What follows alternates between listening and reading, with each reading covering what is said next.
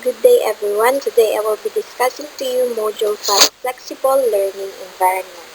So when we say flexible learning environment, it is a method of learning where students are given freedom in how, what, when, and where they learn. It addresses how physical space is used and how students are grouped during learning and how time is used throughout teaching. We also have here our module outcomes.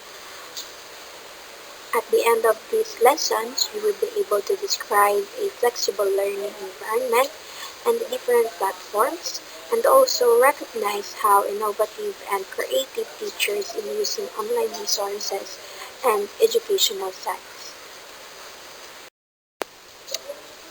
Now let us proceed to the introduction of this lesson.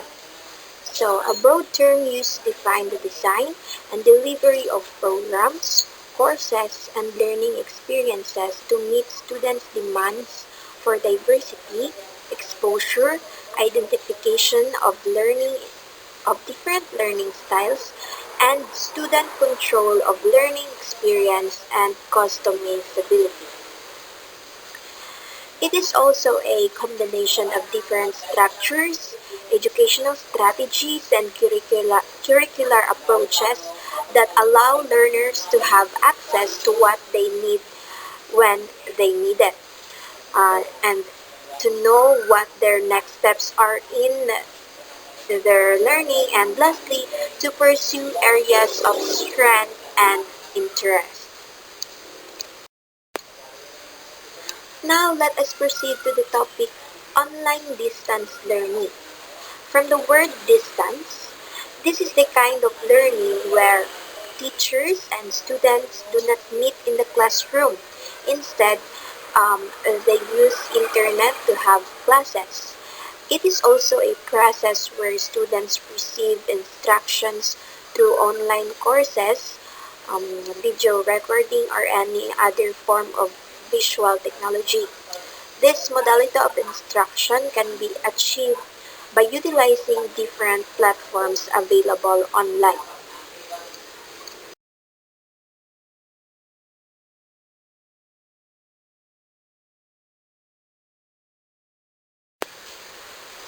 So some of the platforms that can be used are, first is the Moodle. So this kind of learning platforms is designed to provide educators, administrators, and learners with a single robust, secure, and integrated system to create personalized learning environments. Moodle also enables you to create online courses, add assignments, and keep an eye on your students' progress. This would also allow you to communicate with the students and encourage communications between them in forums and discussion. There are also lots of benefits from Moodle because Moodle is an open source. There are hundreds of customization plugins, and this can be accessed online or offline, and especially Moodle is free.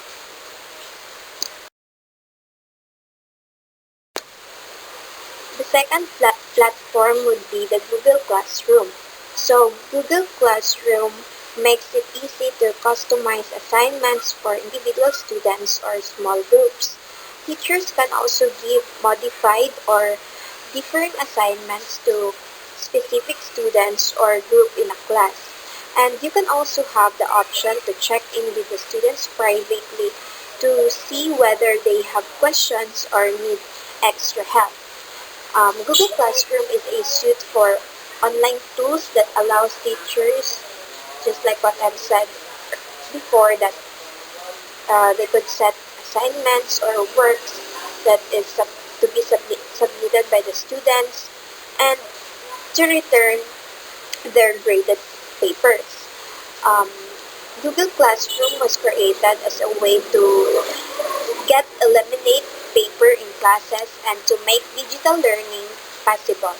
It was initially planned for the use with laptops in schools such as Chromebooks, in order to allow the teacher and students to more efficiently share information and assignments. You can also access Google Classroom at https://classroom.google.com.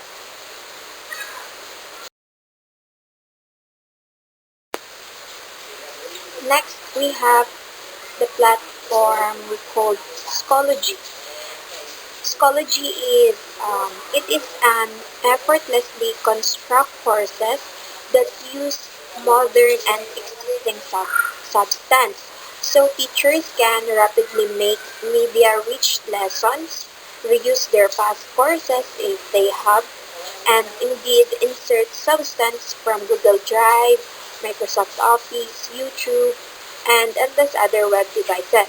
This also provides opportunities for students to experience multimedia learning content as it shifts education to student-centered learning, and it also allows teachers to track the learner's progress and performance. You can access Schoology at https://www.schoology.com.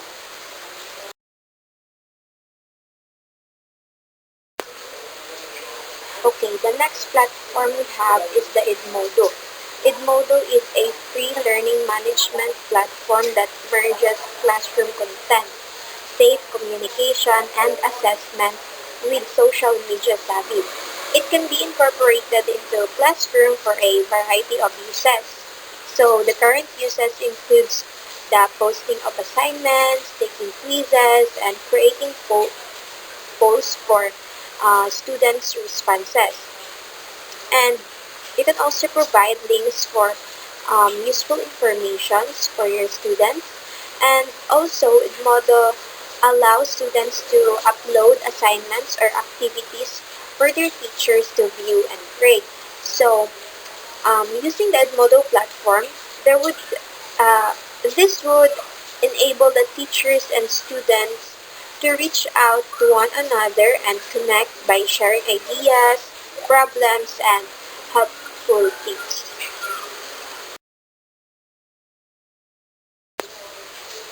The last platform we have is the MOOC, or the Massive Open Online Courses. So, MOOC is one of the custom e-learning methodologies that encourages self-paced learning, which remains focused on the skills that the learners wish to hone. So the advantage of MOOC, or Massive Open Online Courses, are varied bite size. It is flexible, which is flexible for online learning, and an affordable way to study on the go. Additionally, taking MOOC may help you find interests that you never knew you had, resulting in a new job that requires the skills or even start of your own business. So we are done discussing the online distance learning. Now let us proceed to the synchronous and asynchronous learning. So, synchronous and asynchronous learning. The terms synchronous and asynchronous learning have become ubiquitous when describing online learning, although they similarly exist in person learning environments. Synchronous learning refers to the instructors and students gathering at the same time in a virtual or physical place and interacting in real time. And when we say asynchronous learning, it refers to the students accessing materials at their own pace and interacting with each other over longer periods. Now, when we say synchronous learning, it means that although you will be learning from a distance, you will virtually attend a class session as per the instruction of your professor or instructor. So, teachers and students gather in the learning environment at the same time, whether it is virtual or physical. There should be a real-time interaction among themselves. That is what we define synchronous learning. Now let's talk about the pros and cons of synchronous learning. For the pros, there would be spontaneous and immediate social interaction of teachers and students. They should also have a faster information exchange because teachers and students ought to be within the same physical area or online environment. And lastly, they could have community building. Now for the cons of synchronous learning, there would be difficulties on scheduling the time of student between the teacher. They could have or they could possibly experience conflict on time so that there would be difficulties in scheduling. Next, they could possibly experience also technical difficulties when teachers and students are in online environment because of the internet connections like that. And lastly, they could possibly experience also the accessibility limitations. Now, when we say asynchronous learning, this refers to the students accessing materials at their own pace and interacting with each other over a long period. It also allows you to learn in your own schedule within a certain time frame. So, example of asynchronous learning is watching pre-recorded lecture videos or lessons, research projects, and so on. Now, let us discuss the pros and cons of asynchronous learning. For the pros, the students may learn at their own pace. They could also have more time to reflect on and engage with the materials given by their instructors. And lastly, asynchronous learning is accessible to a wider range of students. Now let's proceed to the cons of asynchronous learning. Students may experience the limited contact with their instructors because they are learning in their own pace. They just only given the materials and they should study it in their own. Also, it would require students to have a greater self-discipline and they could also experience the loss of informal learning.